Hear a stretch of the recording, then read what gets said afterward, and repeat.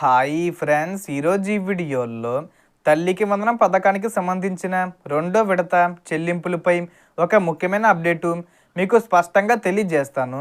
ఈసారి ఎలాంటి ఇబ్బందులు లేకుండా మీ ఖాతాలో డబ్బులు జమ కావాలంటే ఏమేమి తప్పనిసరిగా చూసుకోవాలి, అలాగే ప్రభుత్వం ఈ పథకానికి సంబంధించి తీసుకొచ్చిన కొన్ని కొత్త నిబంధనలు ఏమిటి అనే విషయాలను కూడా క్లియర్గా చెప్పబోతున్నాను.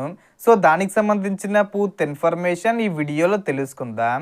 సో ముందుగా ఒక ముఖ్యమైన విషయం, ఈ తల్లికి వందనం పథకానికి కొత్తగా దరఖాస్తు చేయాల్సిన అవసరం లేదని చెప్పవచ్చు. ఎందుకంటే గతంలో జమ అయ్యాయో వారు సాధారణంగా మళ్ళీ కొత్త అప్లికేషను అవసరం లేకుండా తదుపరి చెల్లింపులకు పరిగణలోకి తీసుకునే అవకాశం ఉంటుంది. ఇక తల్లికి వందనం పథకం ద్వారా 1వ తరగతి నుంచి ఇంటర్మీడియట్ వరకు చదువుతున్న విద్యార్థుల తల్లుల ఖాతాల్లోకి ప్రభుత్వం ఆర్థిక సహాయం జమ చేస్తుంది. మొత్తం 15,000 రూపాయలు మంజూరు చేసిన అందులో లబ్ధిదారుల ఖాతాల్లో 13,000 రూపాయలు మాత్రమే జమ అవుతుంది. మిగిలిన 2,000 రూపాయలను సంబంధిత పాఠశాల లేదా కళాశాల నిర్వహణ ఖర్చుల కోసం వినియోగిస్తారని ప్రభుత్వం తెలిపింది.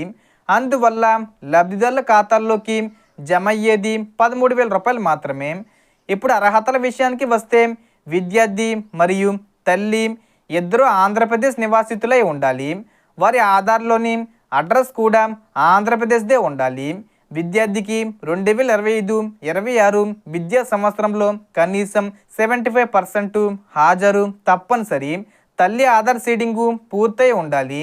అదేవిధంగా బ్యాంక్ ఖాతాకు ఎన్పిసి మ్యాపింగు యాక్టివ్గా ఉండాలి. అంటే మీరు ఆధార్కు లింక్ చేసిన అదే బ్యాంక్ ఖాతాతో ఎన్పిసిఐ యాక్టివ్గా ఉండడం చాలా ముఖ్యం.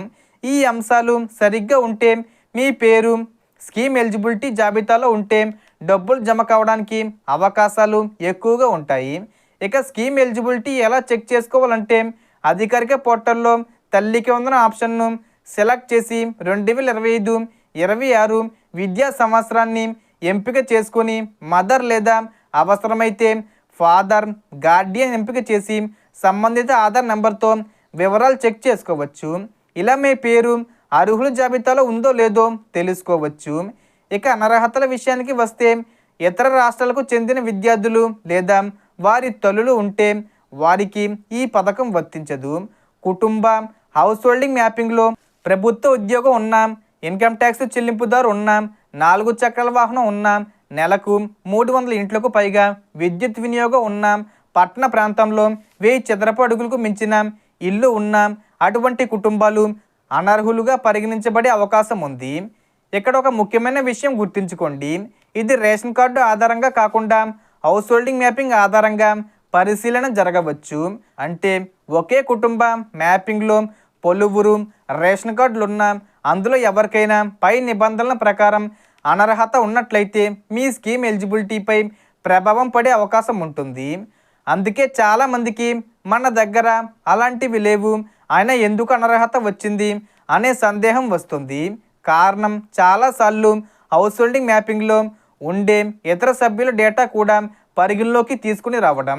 ఇక చెల్లింపుల విషయానికి వస్తే ఈసారి గతంలో విడతలపై కన్ఫ్యూజన్ లేకుండా ఒకేసారి చెల్లింపులు విడుదల చేసే అవకాశం ఉందని సమాచారం వస్తుంది. మీ పేరు స్కీమ్ ఎలిజిబిలిటీ జాబితాలో ఉంటే అర్హతలు పూర్తిగా సరిపోతే డబ్బులు ఖాతాల్లో జమ కావచ్చు. అలాగే విడుదల తేదీ గురించి వస్తున్న సమాచారం ప్రకారం 2025-27 విద్యా సంవత్సరం ప్రారంభమైన తర్వాత ఈ చెల్లింపులు విడుదల చేస్తామని ప్రభుత్వం అధికారికంగా ప్రకటించినట్లు చెబుతున్నారు.